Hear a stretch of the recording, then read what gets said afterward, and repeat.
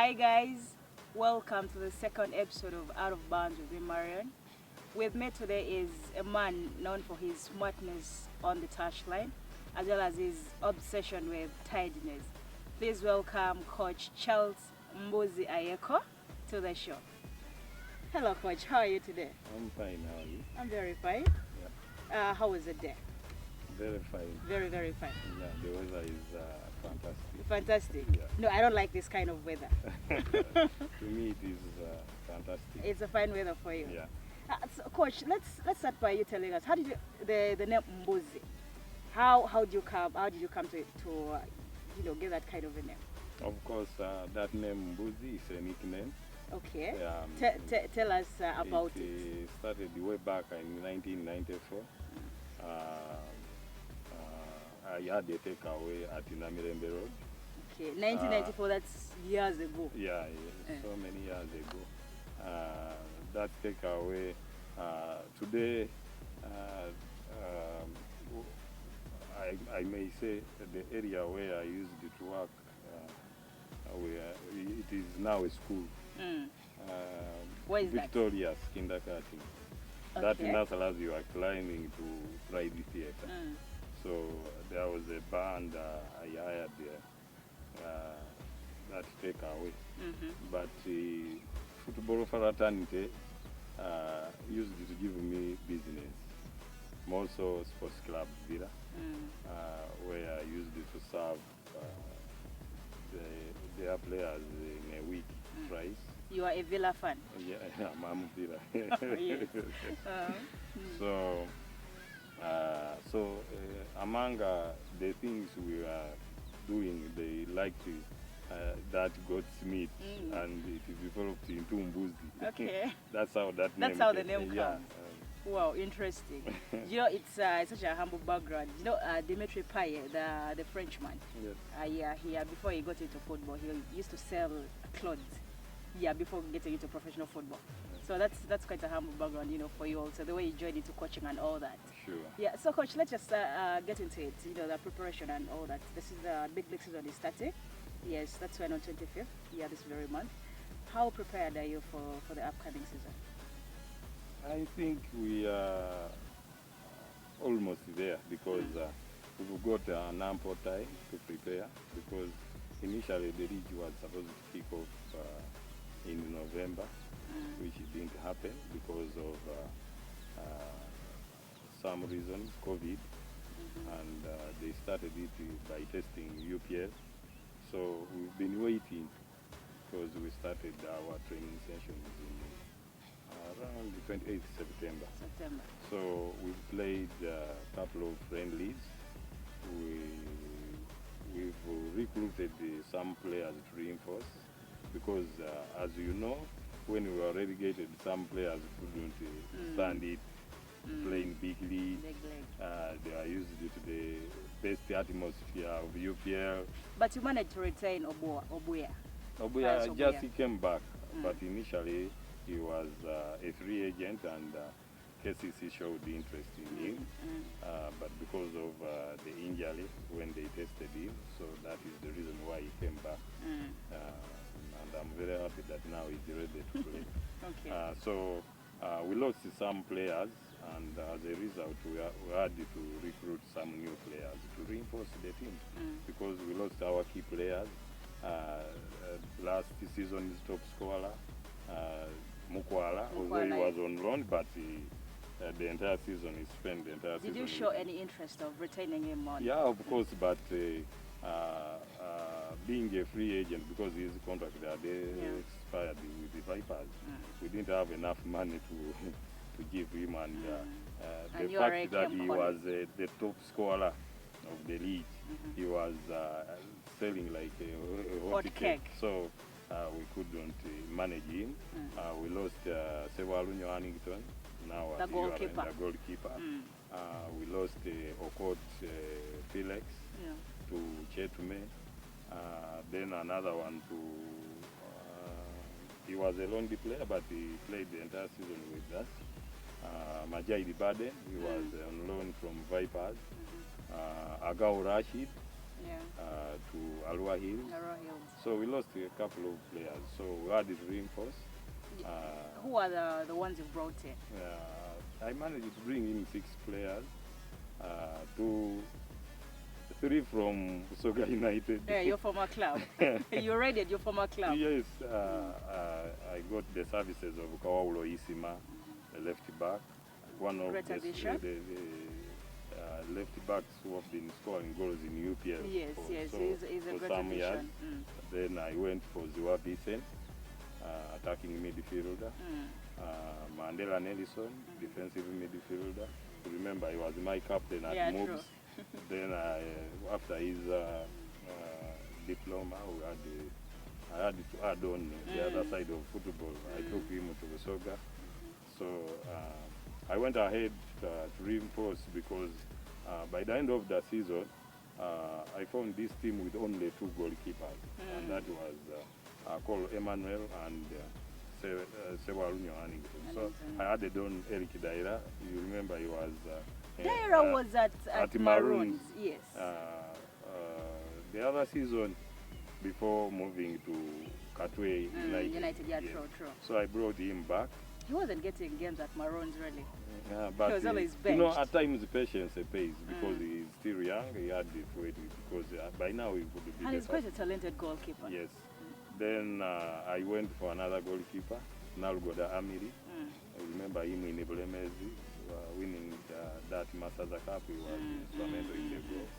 And then he was at the same time he was a student at his Matters Nkozi, Uganda Matters Nkozi.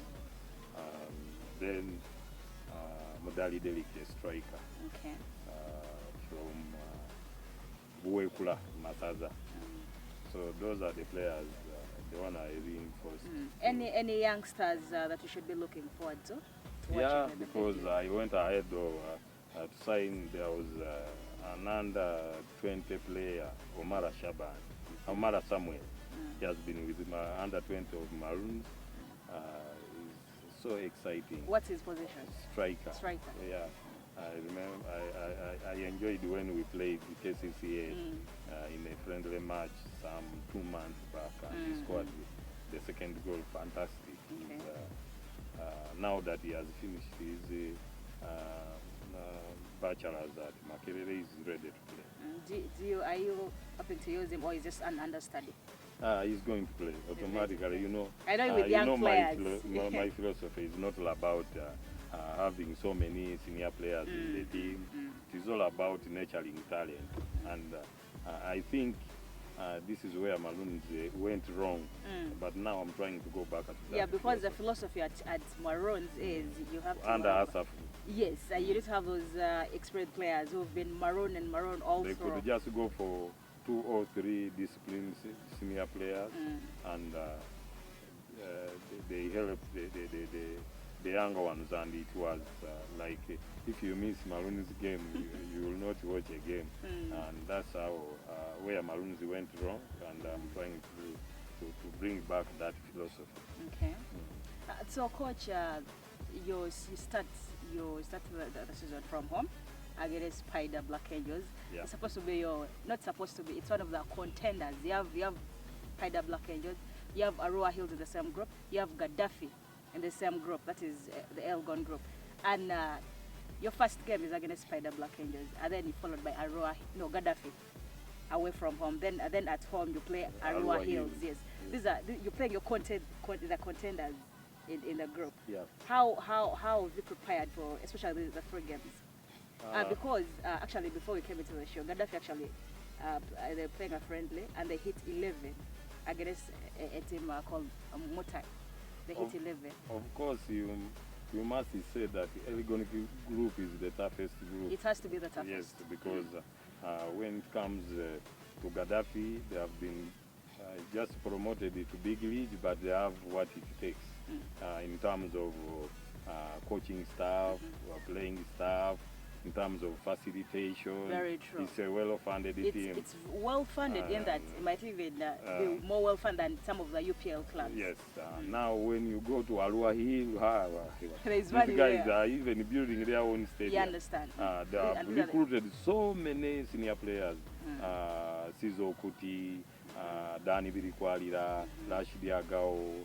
They got 8 players from Ondupalaka. They have taken Kaoya, former captain for Toro United. And these are senior players. Yes, so you see, this is the toughest group in Big League compared to the other one in the Renzo. Yeah. So, but for me, if you can't come on top of this group, then you are not ready to play in UPL. Not ready.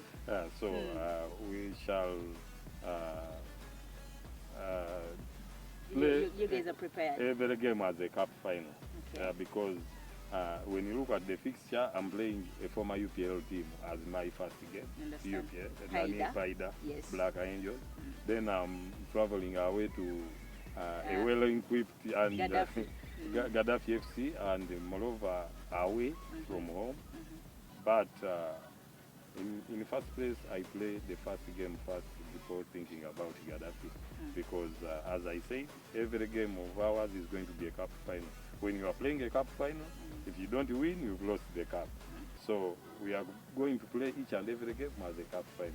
And besides losing some players, but I know Maroons is a big team. We have good players. Sure it is. And when it comes to continuity, I have so many players. As I said, I just added some 8 players to the initial squad which has been playing for Maroons in the last 2 years in the UPL. Yeah. So I think it is a strong side, and I believe in all my players. We have what it takes to come back within 1 season. What's your target in the 3 games? Actually, after Arua Hills, you have a Kataka there, not also a team to be played around with. After Arua Hills, what's your target in those 3 games, the first 3 games? My target in the first 3 games, I want 7 points. You want 7 2 points? wins and a draw. So who is that one you're scared of among the 3 teams? Of course, every team has prepared enough. I've been following Gaddafi's preparation. They managed to play against the Vipers twice. They went to Chitende. It was a barren draw. They went, again they played at Bugembe. It was a barren draw. They visited the Express. It ended 1-1. So you see, they have a very good side. And besides, they have just signed a wonderful striker. One of my sons, Joel Madondo, fresh from Morocco. So you see, it's like if I get 3 points from Paida, then I pick a point from Gaddafi. Then the other game of Arua Hill, if I can win that one, whatever margin. So my target in the first 3 games, 7 points, we are good to go. And when I look at the entire first round, our target is 15 points. 15 points yes. is the first round. Out of 21 points. So, Coach, you have this should be unwanted record for you. You relegated Maroons. Yeah, true. Yeah, and you didn't coach, I didn't coach a even UPL a single game, UPL aside game. from the Uganda Cup game. Yeah, but you're the manager in yes, charge. by the time when Maroons was relegated, I was the head coach, and Maroons was relegated under me. Yeah. Does that bother you in any way? No. It doesn't? Yeah, because I've promoted the teams, I've made the teams, the small teams become big, so that is part of also my career. Yeah, and I don't deny it. Really, Maroons was relegated under my team. Coach, myself, personally, I am a Maroons fan. So we're looking forward to you like bringing back our team. Yeah. Because you relegated it. Yeah. We're looking forward to you bringing back our team to the UPL because we're too good to play in the big league. True. Yes. So that's the task for you. Of course, I was tasked to bring to make Maroons survive relegation in the last 5 games, which never happened because of the normal reasons which everybody knows, COVID, and they followed the rules and the regulations of Federation of Uganda Football Association, which has been there for over years. So since they brought me to make them survive relegation, the target has not changed. We were relegated, so they want Maroons back to the top flight. Yeah. And I think everybody at Maroons, including the board, the management of prison, the target is to bring back this team. But at times, I always set targets. And if you remember when I was at Ichiri, when I told the people that I'm going to finish in the top 5, and everybody was not believing in me, because they had just survived the relegation. But it happened, because I know when you want to be somewhere, you must work hard. How helpful is the board and all the administrators of the club towards your cause? I must say they are fantastic, because even during the trying time of COVID, they've been financing this team. So the other side, I'm not complaining. It is now my turn to give them results, because although I wanted some 9 players to reinforce, but they gave me 6, which is a very good number. But the rest, I'm getting it the way I want it. So there is nothing like it. I'm not facilitated, and I think now so if you fail the team, all blame must be on you. Exactly. Yeah. Coach, rumor has it you turned down a UPL club. Why is that? Was that the case of being loyal to your current club, or the team that contacted you was very, very terrible currently? No. There is no terrible club. Only that at times we must be honest.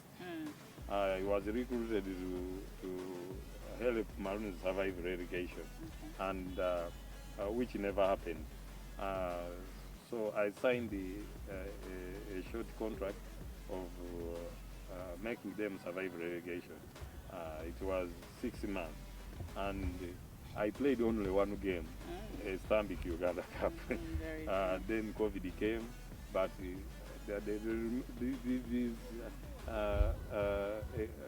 board members of Maroons paid me the remaining period. So when they approached me to renew the contract, I couldn't refuse. Exactly, I had to fulfill their target of coming back to the top flight. So it wasn't that I didn't want to go to that UPL club, which I don't know, but because there were so many clubs, like around 5 of them. But the fact was that I must fulfill my target, because they really showed love within the small period I worked with them. Away from Maroons, let's talk about the Uganda Cranes. Recently, we saw Fofa. He wasn't fired, McKinstry. He wasn't fired, but he was set aside. And obviously, Coach Abdullah Mobiru, Kajoba, and Mbabazi were tasked, with of qualifying Uganda to AFCON. What's your say on local coaches coaching the Uganda team, the Uganda Cranes? Let me first talk about the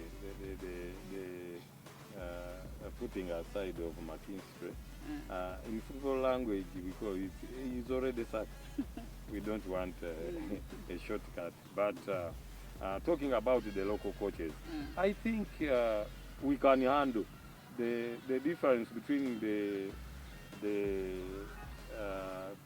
I would call them professional coaches or white coaches. White coaches. For them, they are respected in every area, because when FUFA is recruiting the national coach, who is not a local coach, they will give him whatever he asks.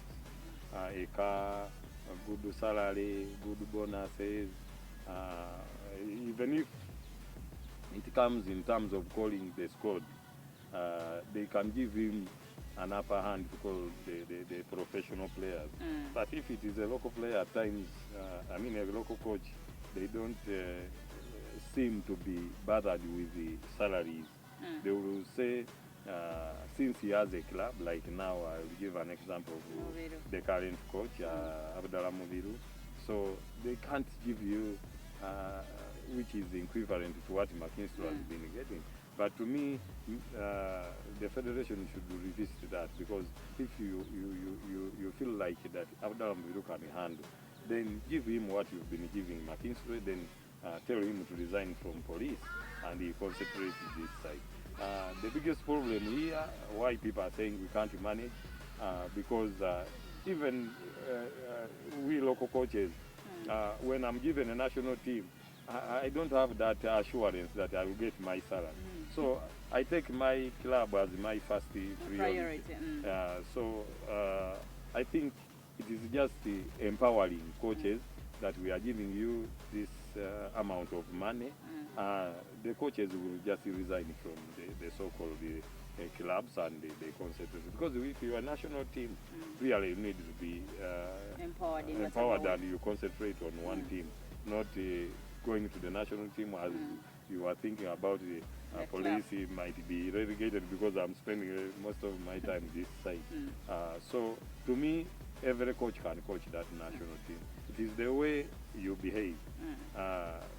Because I have to say this, there are some rumors that we local coaches, we are so cheap that we reach an extent of collecting money from the players and we feel with them. That is totally wrong. It is not true. It is all about empowerment. If you empower a local coach that you are the head coach, you will be getting $20,000. You will have a car, you will have a house, and good bonuses. We can do the job well. Coach, there is this argument that local coaches lack man management skills, and obviously as a coach, it's not only your technical ability that can lead to your success. You need the man management skills and all that. There is that argument. What's your say on that? It is not true, because gone are the days where coaches could just attend courses for just attending to get knowledge, and we don't do exams, because it used to be like you go there, you get a certificate of attendance. But now, if I'm not mistaken, most of the coaches, you can count like around 35 coaches who have A licenses. We are lacking only one level of a pro license. But recently, the FIFA introduced managers course, and we paid 2M. So we are almost finishing. Whatever we are learning in the managers course, it is the same with the is the same as what we are going to get in CAF Pro license. So I think we are almost there, because we have gone through all levels, elementary 1, CAF C, CAF B, CAF A. We have done managers. Now we are waiting for pro license. So I think by the time you reach the level of CAF A, you know how you are completely a manager, because you are no longer a coach of 2 hours, or a coach of only winning tactics, but you also look for possible ways of making this club get more sponsors, or how to get money, because by the end of the day you are going to ask for money to buy players. But how much money have you made for the club? So this is where we are. We know how to manage. This is the level all coaches who have a license have gone through management, because it used to be, if I win a game, then I'm done. Yeah. Well, Coach, I actually concur with you. I think local coaches should be given an opportunity. Coach, thank you so much for coming, and I wish you luck in the coming season, and please bring back our team.